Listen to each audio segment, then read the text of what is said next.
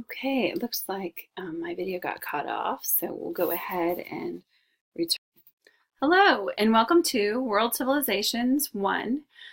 We are studying World Civ up until the 1500s.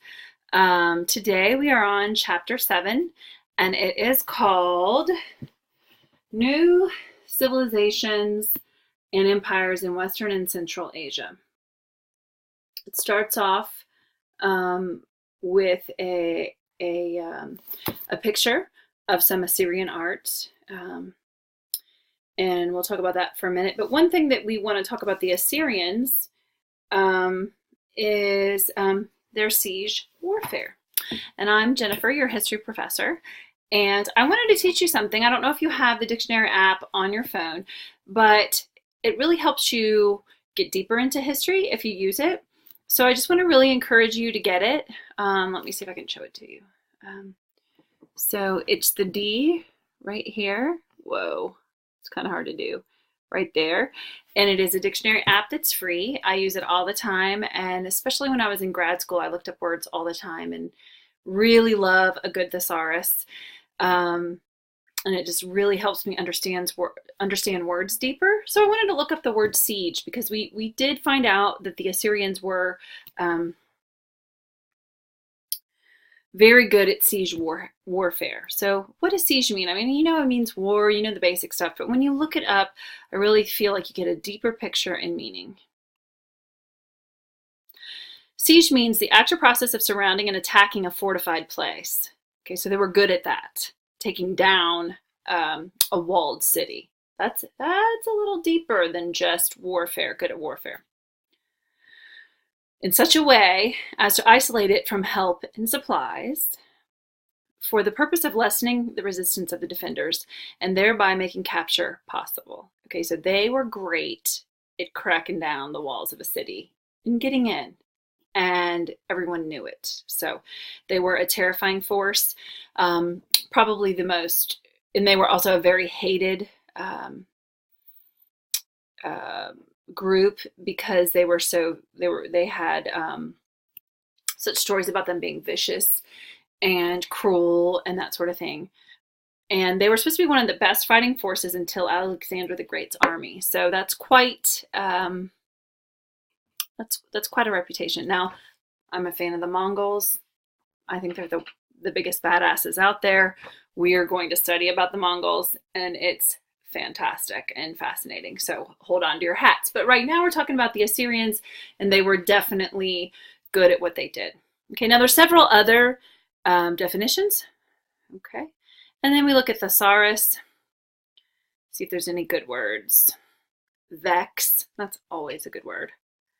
So they were good at siege, vexing others. Okay. All right, not great in the thesaurus factor, but I do love a good thesaurus. I mean, that's just something I'm super nerdy about and not apologetic. I don't know if you've heard the recent definition for nerd. Nerd is just someone who is passionate about something, and quite frankly, sign me up. Okay, that was all free, so let's go ahead and get busy on our. I'm going to put myself in the corner, and I'm going to pull up our PowerPoint. We're going to get started on Chapter 7. Super interesting stuff. Here we have the Assyrian art, where they are participating in siege warfare, climbing walls. They were just a genius for engineering and taking down those walled cities. Okay. We have our chapter chronology. Hebrews leave Mesopotamia. Maybe you've heard the story of Abraham from the city of Ur, which we've talked about, was called to go, the story goes, called to go to Canaan. Hebrew exodus from Egypt. Hebrew kingdom established. Phoenicians develop early alphabet. Assyrians empire expands. Carthage founded by Phoenicians.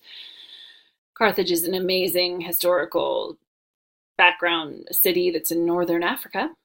Assyrians conquer Samaria, fall of Nineveh, end of Assyrian Empire, establishment and expansion of the Persian Empire, Babylonian captivity of the Jews. Assyrians, dominant Semitic people in what is now northern Iraq, conquered Tigris Euphrates. Nineveh was their capital. So turn to our PowerPoint. Technology. Okay, so we were talking about Nineveh was the chief town. Maybe you've heard of the story of Jonah and the whale or fish, and Nineveh was the town he was sent to. Ashur is their chief god in Assyria. Let me just double check that you are not seeing me too big yet. Good. And so Ashur is their chief god. So they say Ashur, but that's where Assyrian comes from. Okay. Siege machinery, terroristic tactics, enslavement, execution, pillaging, and rape. Not a fun group. Empire stretched from Upper Tigris to Central Egypt. The Assyrian Empire conquered people under the Chaldees, and then Nineveh was destroyed. Now, Assurbanipal was built. He was a king of Assyria, and he built the largest library of ancient times, 20,000 volumes of clay tablets. That would be heavy book of tablets, clay. Here's the Assyrian Empire. You can see the orange is Assyrian, and then the Persian one was much, much bigger. It talks about the King of Kings. The King of Kings would have referred to as Cyrus the Great, who is, of course, my favorite historical character.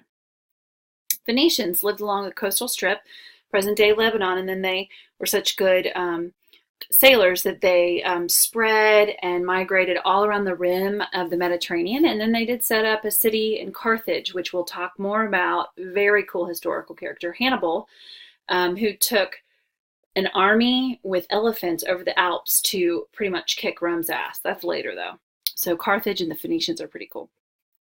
They came up with the phonetic alphabet, where before it was pictographs. You know, we saw that with hieroglyphics and with cuneiform. Chinese writing had both pictographs and sounding out as well.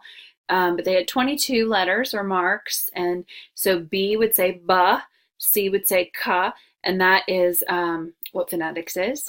Made literacy accessible to more people, and then the Greeks adopted it and put 4 vowels, and that's why we have 26 letters in our alphabet. Here's a picture of Phoenician female tambourine player. The Persians, one of my favorite ancient civilizations. Central point of the Silk Road, it was Persepolis. So they had, Silk Road and trading. So it was like in the middle. Persepolis was the capital. That's where the palace was. Cyrus the Great built this empire. I love Cyrus the Great. He's my favorite. The day he took power, he freed all the slaves of his entire kingdom. And you saw all that green. It's so crazy when we talk about U.S. slavery or England, slavery in England or Spain, and they're like, oh, we need to do it gradually so it doesn't bust our economy. This dude came into power, freed them all. Also, he really, of course, I'm sure he loved his Persian background and culture, but he would travel to all of his different kingdoms, and Israel happened to be one of them. And he would say, I want you to show me your best books, your best poetry, your best painting, dances, food, and he would exchange ideas. So there was this respect of other cultures. And if I teach you anything, I really want to teach you respect of meeting someone who's new and different and finding the good things in their culture that we can borrow from, okay? And exchange, all right, of learning. All right. His son was Cambyses. He became king after him, but Cyrus ruled for a long time. What's crazy about Cyrus the Great is he's in the Bible, and like Hebrews never praised many outsiders because they often were persecuted, but they really praised Cyrus the Great because he let them go back to Israel. He let them rebuild their temple. He did many good things for many different kingdoms. Remember, as long as you pay taxes, obey the laws, and provide soldiers, it says conscript soldiers at the end of this PowerPoint, you could have religious freedom. You could rule yourselves. He would put a satrap in place, Persian supervisor, and they would rule the province. But as long as you didn't cause trouble, you had freedom. And it was amazing and a new idea. Main cities were Susa, Persepolis, Ecbatana. Maybe you've heard of Susa before. Maybe not. It is in biblical story also a place that is mentioned in Esther. So it was Cyrus the Great, Cambyses, and then Darius. And then Darius's son was Xerxes. And Xerxes was married to Esther, and that's what the book of Esther is about as well. Okay, then we have Zoroastrianism, which is amazing because it's not just these angry gods, it's these gods that reward you for telling the truth and doing what's right. So this is a whole new thought about religion, and it's called ethical religion, and it's monotheistic, based on the teachings of Zoroaster. The religious text or religious book was the Avestas, monotheistic, conflict between good and evil, Ahura Mazda versus Aharon, which would be God and the devil, ultimate triumph of good, human free will, judgment day, and hell, had all these different things. You have to understand, in Hammurabi's day, the different gods and goddesses were just being appeased. They were just angry all the time. If you remember reading the Code of Hammurabi, at the end, there was like, you'll be cursed, this will happen to you, that'll happen to you, bad, bad, bad, if you don't listen. It's very much based on judgment. And this is different. Darius I extended the empire in great size. He tried and failed to conquer Greece, as did his son Xerxes. Hebrews. Most of what we know from the Hebrews comes from the Tanakh, or the Old Testament Bible, stories about Abraham leading people from the wilderness into the land of Canaan. Coincides with archaeological evidence of Semitic migrations. And I want you to look up, Semitic, or just realize that Semitic isn't just Jewish. It's actually is referring to languages of Arabic, Jewish, and Aramaic, and some other languages, those people that speak them. Migration to the Nile Valley, Exodus under Moses, return to Canaan, conflicts with Canaanites and Philistines. Philistines today would be translated Palestinians. They're the same line of people, just like we say Israel, Israelites before, and now we just say Israel. King Saul was the first king, and then it was set up under him, his successor, David, King David, and King David conquered Jerusalem, Hebrews' capital city. I'm just going to check and make sure that we're doing great. All right. Recording had stopped before, so we really don't want that to happen. Okay, King Solomon was David's son, and King Solomon built a magnificent temple, and it's often known as one of the top 10 wonders of the ancient world built by man, and we have tons of records of what it looked like. Different historians wrote about it, and it was absolutely magnificent. It says, magnificent, expensive temple of Jerusalem. Israel was extremely wealthy under King Solomon. There was a revolt under King Solomon that split the kingdoms into the north and the south, Israel and Judea, because King Solomon's son was too harsh. Something else you need to realize is, there was, and we'll talk about this later, but King Solomon had 1,000 wives, 300 concubines, and 700 wives. And that was actually supposed to be forbidden. Kings weren't supposed to gather wives. It would turn their heart away from God. And they weren't supposed to believe in horses and put their faith in horses. Interesting stuff. Okay, Judea continued under the Assyrians, but they were captives. Okay, Babylonians defeat, Babylonian captivity.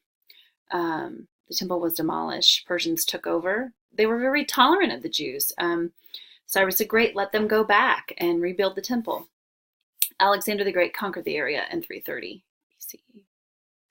We have where the Philistines live, Judea, Samaria, Phoenicians. All right, I'll kind of put in there together. Yahweh was the name for God, or Jehovah, chief deity of the Hebrews, became the only God of the Jews, monotheism. They were bound by a covenant. If you read about covenants, it's really interesting. Like if you made a covenant with a person in Israel, you would cut animals in half and you would walk between them and you would say, we're making a covenant, and if you don't keep your end and if I don't keep mine, may we be like the animals that are cut in half. And then they would cook the animals and have a meal together. Interesting stuff. Contracts aren't quite that tricky today. It required an adherence to the Ten Commandments, which is interesting because I believe Hammurabi had 243, 248, 240 something. And then there's only 10 commandments, and they're very different. And, putting them side by side, 4 or 5 of the commandments have to do with the relationship with God. And 240 commandments had nothing to do with the relationship with God in the Code of Hammurabi. So really kind of distinctive polarity. Judaism and Zoroastrianism are earliest attempts to link ethics and worship. Yahweh was an enforcer of correct ethical action, and evil would be punished. Here we have a seal. They would have like this round thing that kind of looked like one of those when you're painting, the rolls. But this would have be a hard seal, and you would impress it on clay, and then it would come up with a clay seal like what you're looking at. The inscription, there's Darius, chariot, Ahura Mazda, and a lion underneath. And it reads, to the left it says, I am King Darius in several languages. Okay. Here's the lion hunt. This is Azur, I say his name, I have to say it quick. Azurbanipal at a lion hunt, and it shows the chariot, the spearman, the king, and killing this lion in the lion hunt. Economic change. Jews were a minor player in economic affairs. Division into 2 kingdoms really weakened them. They were very, very wealthy under King Solomon. Frequent wars. And they made the transition from nomadic herders to town life. Abraham and Saul. Saul was their first king. Social tension between rich and poor appeared. This is really interesting. So I had it brought to my attention, and was reading about it, that it said the prophets from this time period, 700s to 400s BCE, repeatedly called for social justice, especially for the poor. There are over 420 verses about stop putting down the poor, stop being mean to the poor, help the poor. The poor will always be with you, but don't let the rich exploit the poor. Why are people poor? Because the rich exploit them, swindle them. I mean, all these verses about poor and not being that rich person that takes advantage of them. Pretty wild stuff. Social customs. Yahweh was a male deity. Women were looked at more like property. Marriage divorce reflected patriarchy. There was male polygamy. That means men could have many wives, even though it stated early on in the Old Testament that kings were not supposed to marry more than one. And of course, we found out that, David had several hundreds, and Solomon had 1,000, and saying 300 were concubines and 700 were wives. Let's see. Wife married into husband's family, moved into his house, retained separate property rights. Divorce easy for husband, very unusual for the wife. Adultery defined by marital status of the woman. So a man could have sex with whoever he wanted, a woman could not. A man would only get in trouble if the woman was married. Children, the key reason for marriage. Boys shared inheritance, girls did not. Education carried out within the family. Changing theology. So changing theology, concept of Yahweh changed over time. The long spiritual crisis during the Babylonian captivity. New interpretation of the covenant or the Talmud. It granted men free will, this allowing principle of evil to appear in the last judgment. I want to go back up. Let's see. Not only was Yahweh the only God, he was the universal God of all. He was just, merciful, omnipotent, and omniscient. So this is a belief. Omnipotent is all-powerful, and omniscient means he knows everything. He's all-knowing. Yahweh became personal. So this is how it's shifting. He could be prayed to directly. Actions were not impulsive or unpredictable. Relationship between God and man is meant to be one of mutual love. So here we have this love infusion coming. Not just ethics, but love too. Expecting the Messiah. A belief in a king from the line of David was coming. Disbelief in Jesus, okay, because he spoke of a kingdom not of this earth, a spiritual kingdom. He wasn't here to take over from the Romans. Changing theology, the Zealots expecting a powerful Messiah to liberate the government of Israel, were unwilling to bend before any non-believer. Tension between Jewish nation and Roman overlords. Zealots rebelled. Their defeat led to the second diaspora, which, a diaspora is the dispersion of people all over for many reasons. Relationships between the deity and his creations, mutually dependent, ethical, and just, merciful on the Lord's side, submissive but not slavish on man's side, basis for the evolution of Christianity. This is pretty cool. There's a picture of the Dead Sea Scrolls. Got to see an exhibition of the Dead Sea Scrolls, and it was amazing. They were everywhere, and it was pretty neat because it would have like Isaiah over here, different time frames, and it was saying the same thing. It was pretty cool. And these historic documents were found in the cave above the Dead Sea in 1947. The Dead Sea is in Israel. The scrolls have been largely deciphered in recent years and have proven a rich source of knowledge of Jewish society and customs around the 1st century CE. Really awesome. Key empires of the first millennium BCE included Assyrians with their efficient but brutal military, Phoenicians known for their invention of the alphabet, Persian Empire who brought peace and progress to much of the Near East, and the rise of ethical monotheism, both in Zoroastrianism and Judaism. All right, so I think we got through the chapter after much technical difficulty.